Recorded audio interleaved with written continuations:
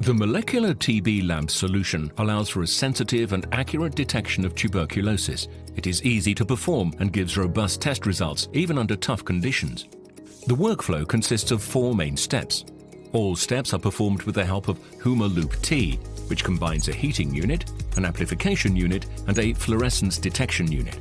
To get started, you need the Pipette 60 set, the Loopamp Pure DNA Extraction Kit, the Loopamp MTBC Detection Kit, and some general laboratory materials.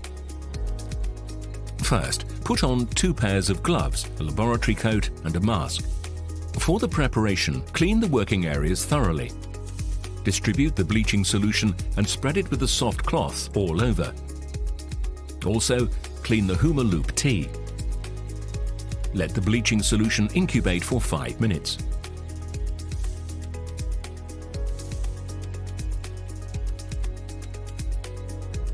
Then wipe everything dry. Distribute distilled water to remove the remaining bleaching solution and wipe everything dry again. Now turn on the HumaLoop T to start the heating.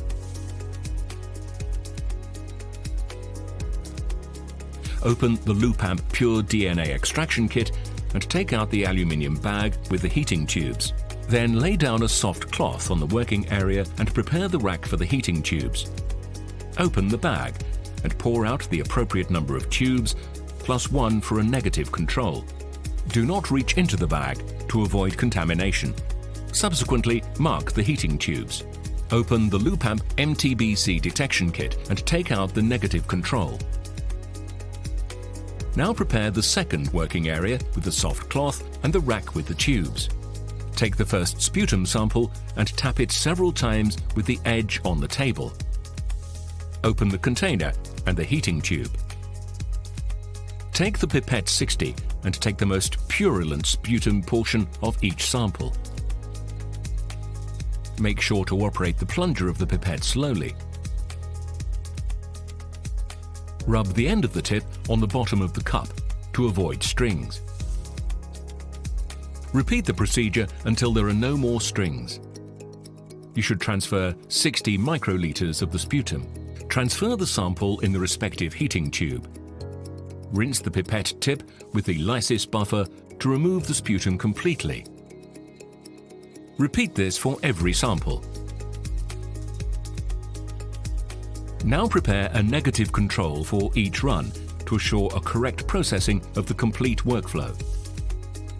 To do so, also transfer 60 microliters of the negative control into the respective heating tube. Discard the first pair of gloves. Now mix the samples by shaking the heating tubes. There should be no liquid in the lid. Check the temperature of the heating block. It should be 90 degrees Celsius. Put the tubes into the heating block. Now start the sample lysis. The remaining time for each step is shown on the display. Meanwhile, put the negative control back into the Loopamp MTBC Detection Kit.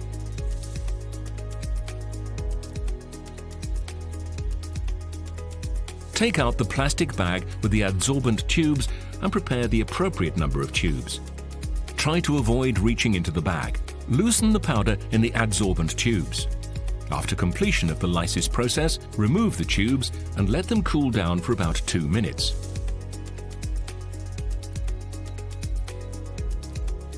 Remove the caps of the adsorbent tubes, but do not discard them.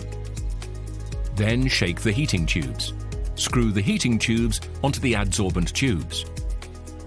Shake the tubes thoroughly until the extraction solution of the heating tubes is fully mixed with the white powder and becomes a milky emulsion.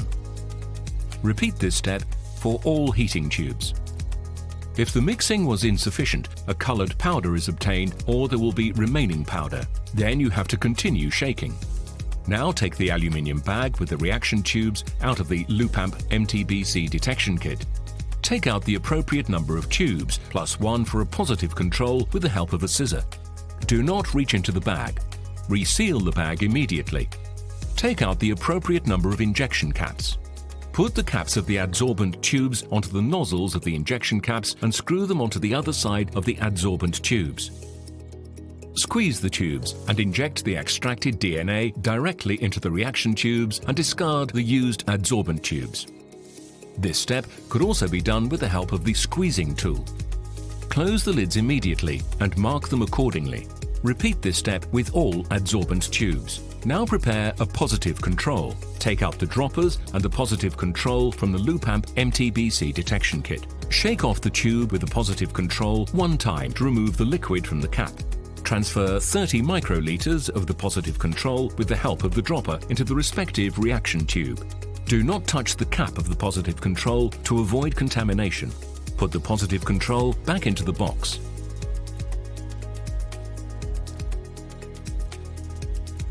As the reagents are in the lid, turn the tubes upside down and let the lamp reagents reconstitute for 2 minutes.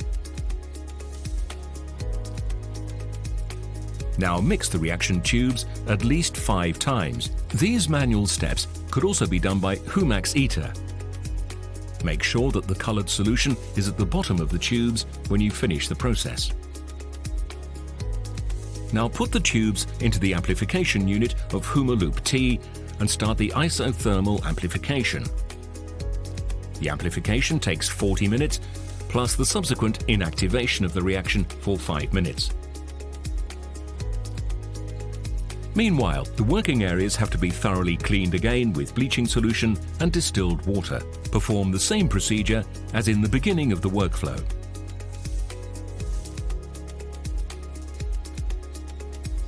After the completed lamp reaction, put the tubes in the fluorescence detection unit and turn on the UV light to read the results. The positive samples will now fluoresce green. You can double-check your results with the control samples. Document your results. Discard the reaction tubes and dispose the waste in accordance with your local regulations.